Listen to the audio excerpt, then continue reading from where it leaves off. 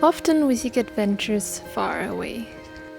We search for people from completely different places. We look for stories to share, stories that have never been heard before. Stories to expand our worldview and to challenge our way of life.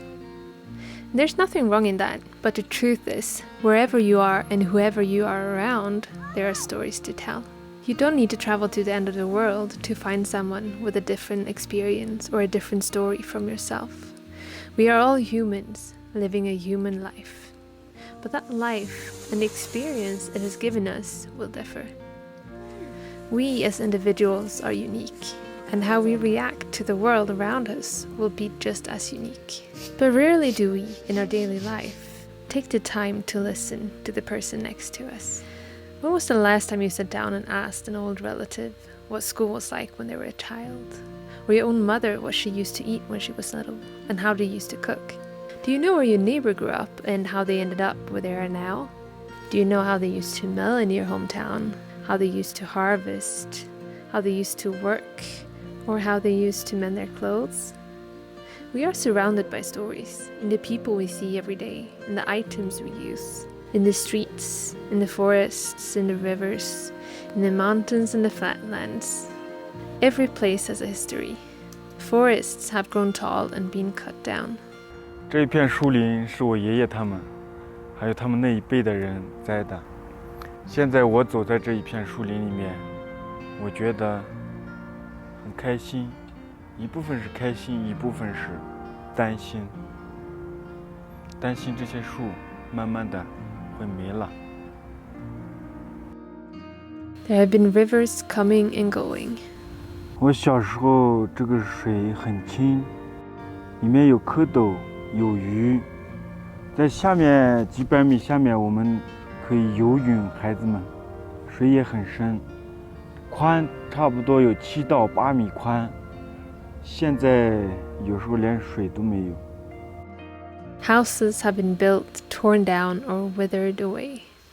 There has been winters and summers, snow, droughts, storms, and earthquakes. Places change, places grow, and they will never be the same again. When you document life around you, you document a story you are naturally part of.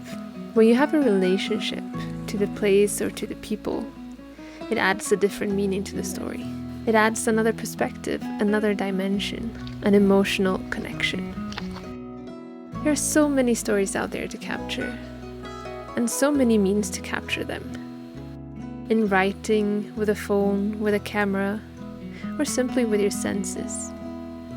But first, you need to slow down and take that first initiative, that first step towards a connection, towards trust and towards communication. Take the time to listen and gather the courage to ask. 都吃3年半，还不4万没了。背后考试啊，吃上让那背考试干不定。你是鼻头发麻包周报？干不定了。你走那屋子还偷着吃的，把酱子又怕偷进去了。咱这听到你这有我这吃吧那不叫那么。妈妈我就是妈妈我好叫吃什么？你算上那不可能吗？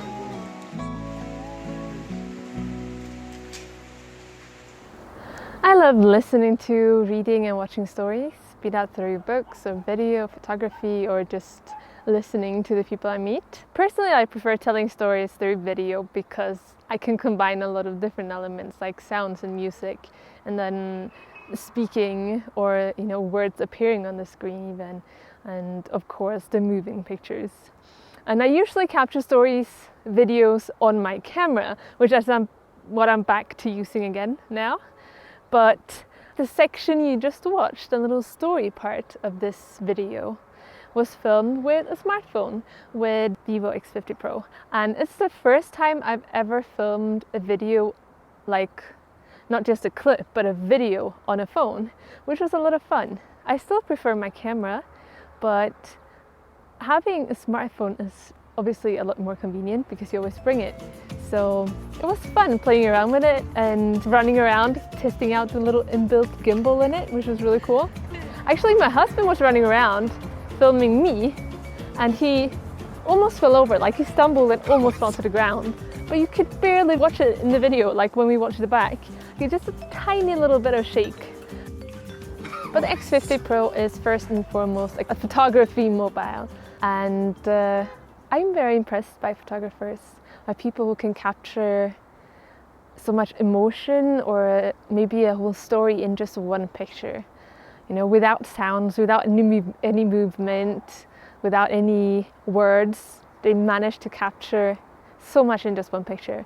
And I struggle with that a lot. So ever since I took up filming, I haven't really been taking photos. I mean, I do still take photos, mostly for my own personal use, kind of family photos or photos of my daily life, and I share it with just friends and family.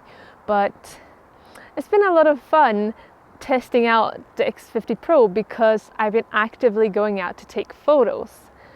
Like the biggest adventure capturing still pictures was when we went out to take photos of the stars. So I'm gonna try here because I can see kind of the shape of the mountain and then some stars in the back. Might be a nice picture. Which I'd never done before, so don't judge me for the results, but it was a lot of fun. So here we have starry sky.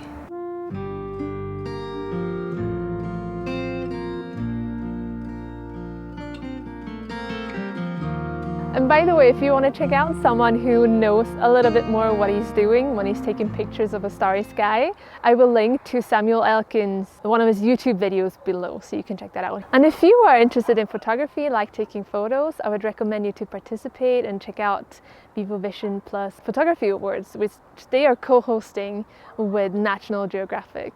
You can find all the information about the competition below. I will put a link there. So that is a great opportunity for anyone who likes telling stories through photography.